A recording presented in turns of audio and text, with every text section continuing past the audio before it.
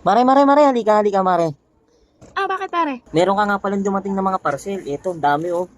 Nagtanong sa akin, sabi, kung kakilala daw kita. Sabi ko, kakilala kita, doon ang bahay mo. Nung pumunta sa bahay mo, wala ka. Kaya sinabi, kung pwede daw maiwan sa akin. Hala pare, dumating na pala yan. Ako, wala pa akong pera ngayon. Next week pa yung sahod ko. Hindi, huwag ka nang mag-alala, mare.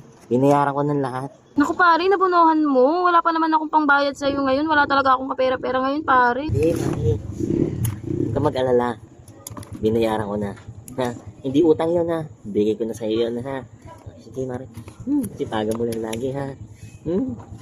Hala pare, marami-rami yun na. Magkano ba inabot yan? Nakakaya naman sa'yo pare.